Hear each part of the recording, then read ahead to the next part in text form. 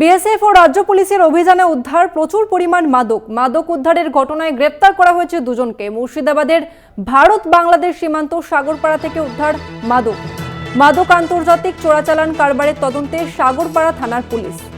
এই মুহূর্তে আমাদের সঙ্গে ফোন লাইনে রয়েছে প্রতিনিধি রাকিবুল ইসলাম। রাকিবুল, এই ঘটনায় কি জানা যাচ্ছে? দেখো, ভারত বাংলাদেশ সীমান্তের যে লাগোয়া, সেই লাগোয়াতেই কিন্তু অবস্থিত একটি থানা। সেই থানা হচ্ছে সাগরপাড়া থানা। তার পাশাপাশি রয়েছে জলঙ্গি, রানীতলা এবং রানীনগর থানা।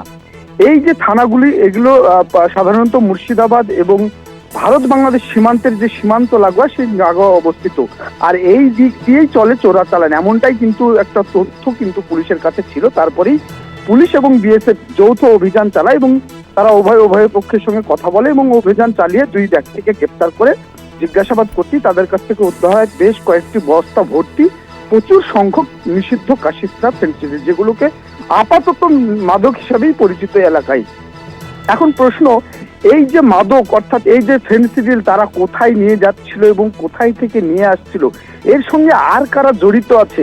সাধারণত বিএসএফ এবং পুলিশ সূত্রে যেটা জানা গিয়েছে যে এই ধরনের মাদক এবং ফেন্সিডিল কিন্তু বাংলাদেশে, ইন্ডিয়া থেকে বাংলাদেশের উদ্দেশ্যে কিন্তু পাচার হয় এবং সেখানে চওড়া দামে বিক্রি হয়।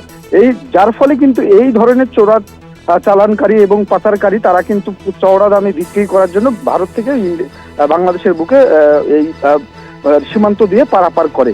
এবার সাধারণত এই ব্যক্তিদের ধরার জন্য কিন্তু তারা দীর্ঘদিন ধরেই প্রয়াস চালাচ্ছিলেন এবং এর আগেও কয়েকটা থানা, যেমন রানীনগর, রানীতলা এবং জলঙ্গি থানা, তারাও কিন্তু গ্রেপ্তার করেছে।